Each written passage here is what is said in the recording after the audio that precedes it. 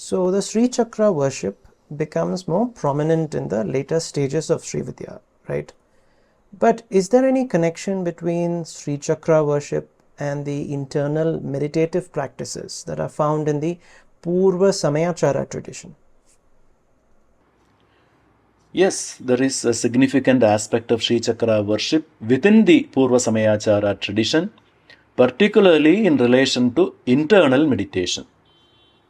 While the Charya Pada generally emphasizes external worship and rituals, this tradition integrates a profound internal practice where the Sri Chakra is visualized within the subtle body.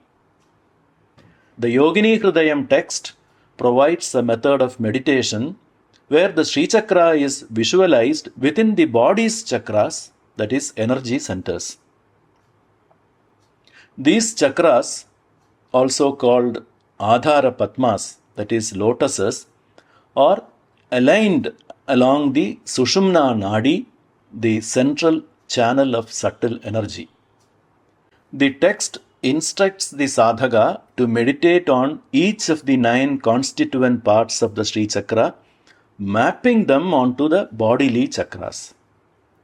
In this practice, the adept begins meditating at the base of the Sushumna and gradually moves upward, visualizing different chakras along the way. In fact, it is not just a matter of visualizing or mentally picturing the chakras, it is about actually feeling them, experiencing their presence and position within the subtle body or Sukshma Sharira. You know, this kind of sensitivity comes only through rigorous yogic training.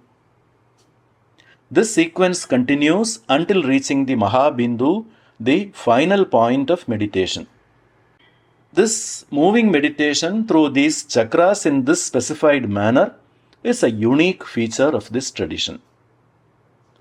The chakras are arranged in a specific order, beginning with the Akula Padma, a red 1000-petaled lotus at the base of the Sushumna. Above it are 2 more lotuses, one with 8 petals and another with 6, followed by the familiar 7 chakras, Mooladhara, Swadhisthana, Manipura, and so on, leading up to the Mahabindu at the crown. At the crown of the head, called Brahmarandhra, there is another 1000-petaled lotus, which serves as the point of transcendence. Now, an important shift occurs in the meditation process.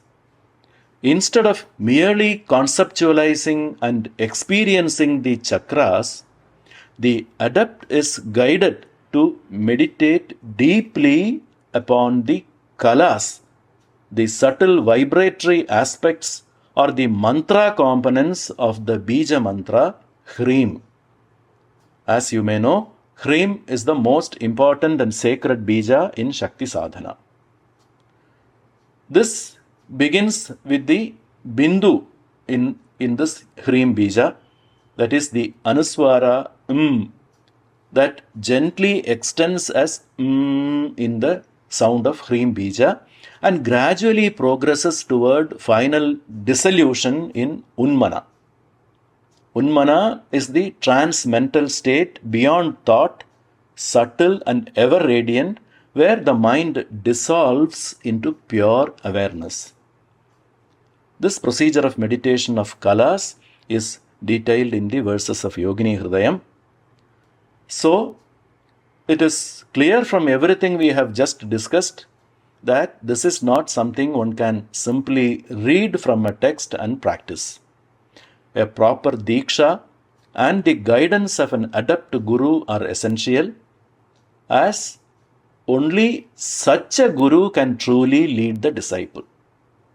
Moreover, the disciple must also be sufficiently prepared and capable of receiving this guidance.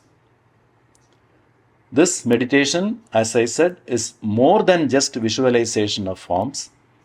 Sri Amritanandanatha's commentary clarifies that each kala has a conventional shape and color, and each is associated with specific deities who reside in the 9 centers in the Sukshma Sharira.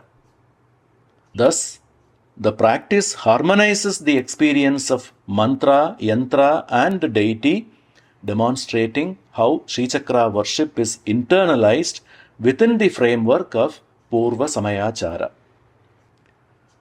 So, while the external rituals of Sri Chakra worship belong to the Charyapada, this form of internal meditation, where the Sri Chakra is superimposed onto the subtle body, represents a sophisticated bridge between Charyapada and Yogapada.